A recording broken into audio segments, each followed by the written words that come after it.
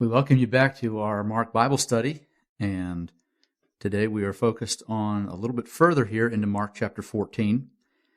And I want to deal with the issue, I guess sort of the issue of obedience that breeds confidence. Maybe that'd be the best way to put it. And we begin at verse number 12, and Jesus was going, actually verse 13 is where Jesus starts speaking, but in verse 12, the disciples are asking, where should we have the Passover this year?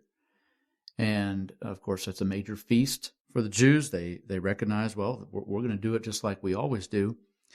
And so he sent two of his disciples, and to be honest with you, if I had been one of them, I probably would have been a little bit nervous.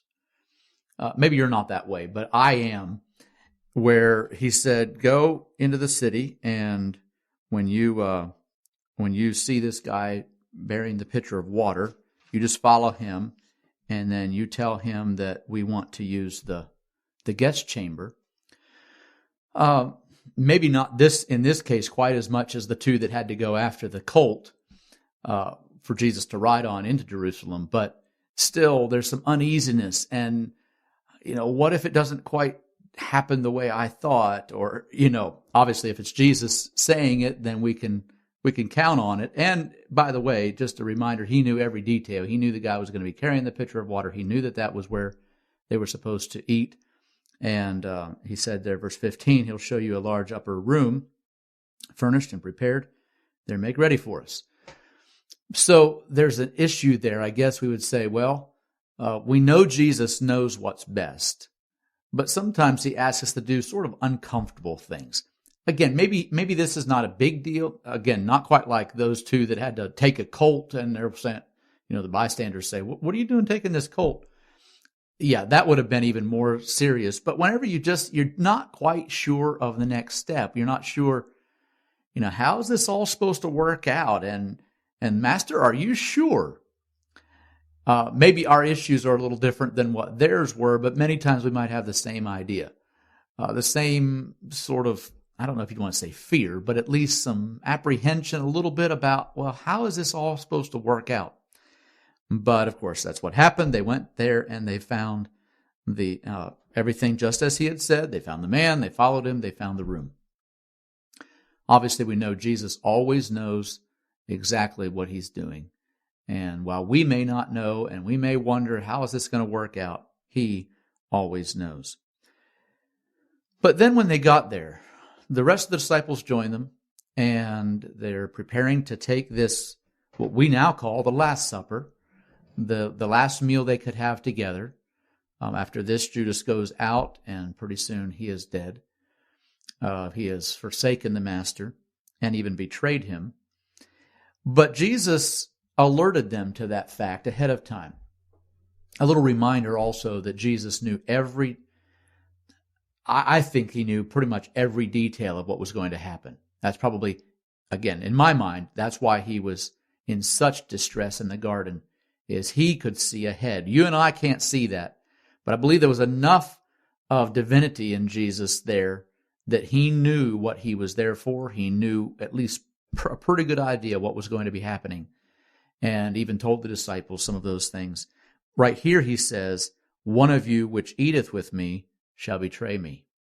He knew. He knew who it was. But notice here in verse number 19 that they didn't know.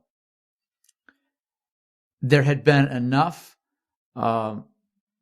confidence, I guess you might say, amongst themselves, enough of Jesus' love for them all, that they didn't know who was going to fall like this.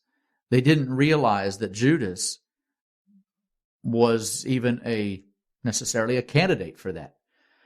We understand and recognize that he had the bag, and if you would look back through, you might see different points. We can look back now. We have 20/20 vision that looking back at the past gives us, and so we look back there and we say, oh well, didn't you notice how he treated the woman who gave her ointment?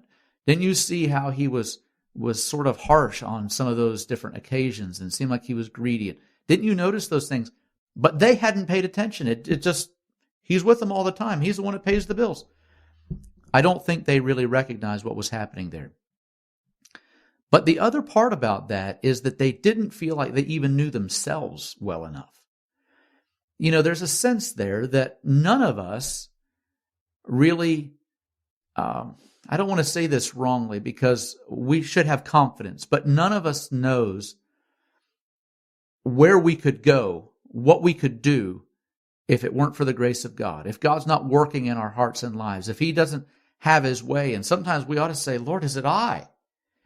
Could I maybe fail? Could I somehow betray you or lose the faith? Could I somehow miss my way? And I know there are different doctrines and different ideas on some of that, but I think it's very clear that Judas was a disciple. He had forsaken all. He had followed after Christ, and yet he was lost. You go back to the book of Revelation, you see that God says that He would actually wipe out the name, take out the name of those who were in the book of life. They had been there, but He would remove them if they added to or took away from His words. And so there's some issues there. I know there's differences of ideas on losing salvation and all those things, but I think it's pretty clear that Judas was walking with Christ, but he went astray. And I believe these disciples had a good question, even though I believe we need to recognize as we obey, and we talked about those who had to go and do just what Jesus said, looking for the room. But as we obey, then we should have more confidence than just always feeling our pulse. And, am I the one failing? Am I going to lose out? Is it somehow I'm not really the Christian I ought to be? I'm not suggesting that we shouldn't have that kind of fear. We should have confidence. And yet we also ought to at least take this to heart and say, Lord, I'm not in heaven yet. Please help me not to be among those that would fall away. Don't let me be among those that would turn my back on you, that would lose my way. My obedience would be lacking, and somehow I would get off track. Don't let me be among those who would like Judas, fall from the faith. And so today, what I really want us to think about is maybe that question. Again, please understand, I don't want us to just be perpetually feeling our pulse spiritually. But once in a while, and we're just about ready to enter into revival time here at our church, at the little country church, and it's a good time for us to say, Lord, is it I? Do I need something special from you? Do I need a renewal touch? Do I need revival in my own soul? Are there some areas that I have let slide? And so maybe for this week anyway, we could just ask the question, Lord, is it I? Am I the one that needs to move toward you a little more? That I need to seek after you? That I need to brush up on my obedience? That I need to really do what you'd have me to do?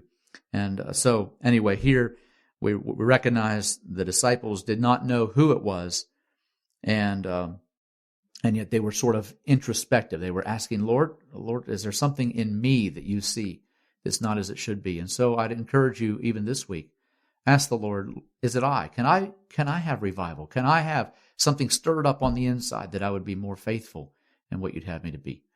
And so we're just going to leave it there for this time. And I'm not sure, with revival and everything happening this next week, I'm not sure if we'll get right back to this or not, but I'm going to hope to be able to finish off Mark here shortly. I've really been negligent over the last little while in trying to get these out, but we'll soon be finished. And just continue this week at least to say, Lord, would you speak to me? Help me not to be among the castaways, but that I might be faithful until the crown.